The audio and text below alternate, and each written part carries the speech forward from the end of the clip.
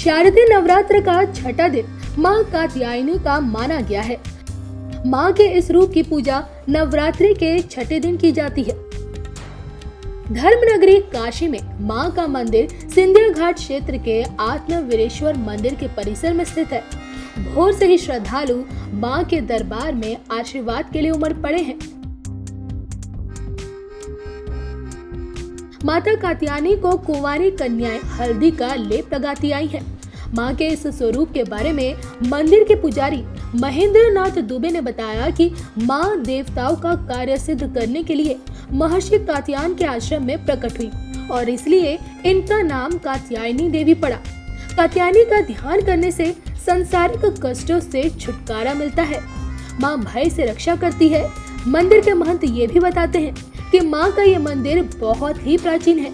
जब काशी आनंद वन हुआ करता था तब से मां यहाँ स्थापित है।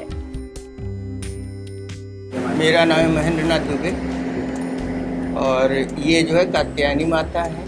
इनका बहुत प्राचीन मंदिर है।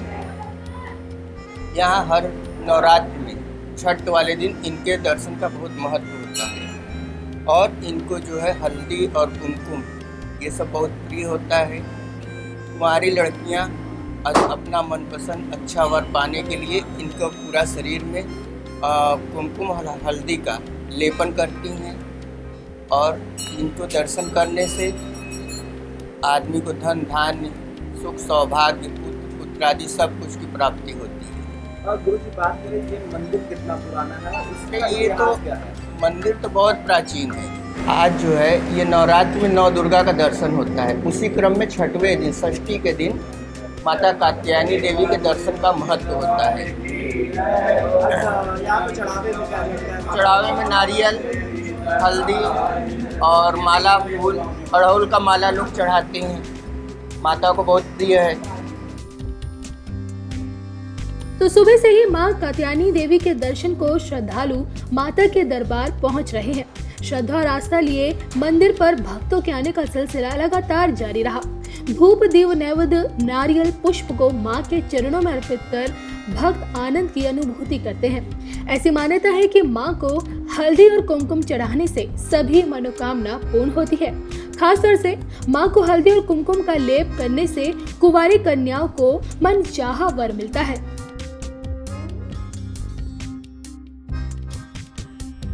आज की खास दिन है। इनका दर्शन बहुत महत्वपूर्ण होता है, इसलिए कि इनके जो कन्याएं रहती हैं औरतें रहती हैं उनका सब मनोकामना पूर्ण होती है, इसलिए ये व्रत किया जाता है। इसलिए पूजा पाठ बहुत ज़्यादा धार्मिक योजना इसमें होती है। लड़कियों के लिए क्या खास रहता है? लड़कियों की यह है कि मनचाहा वर मिलता है, घर बार अच्छा मिलता है और यही होता है। पूजा पाठ करने से मन शुद्ध रहता है, कई प्रकार की चिंता नहीं मन में रहती है, सदा हमेशा सुख की प्राप्ति होती है, लक्ष्मी की प्राप्ति होती है, यही होती है। नवरात्र में आज कौन सा दर्शन है ये? नवरात्र में अब इनकी कात्यायनी देवी का है और गौरी का है संख्या देवी। गौरी में संख्या देवी हो गई है और दुर्गा में कात्यायनी देवी है।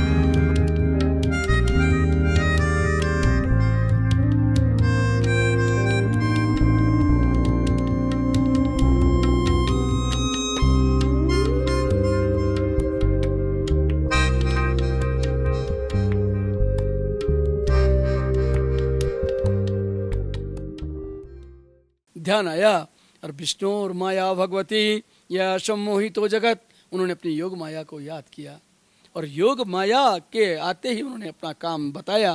वो एक बच्चे के रूप में बदल गए। जब शिव जी के जाने के बाद उनकी पत्नी पार्वती आगे से गुजरी, उनकी ठोकर जो है भगवान पे लग गई और भगवान चिल्लाए, अरे बाप रे, इस अंधेरे में ये बच्चा कौन सा है? तो बच्चे को गोद पे ले लिया। शिव जी ने पूछा, रात खुल रही है, जल्दी स्नान करो, चलना है। कहा एक बच्चा है यहाँ पे। बोले बच्चा यहाँ कहाँ से आया? देखे, देखते ही पहचान गए भगवान। अरे उन्होंने कहा ये तो साक्षात पर ब्रह्म है, लेकिन बच्चे के रूप में क्यों आए? अरे कहा इस बच्चे को छोड़ दो, अरे वापस चलो यहाँ से, गड़बड़ होने वाली है। बच्चे ने माता का आंचल पकड़ लिया। अब क्या करती पार्वती? पूछा क्यों छोड़ दो?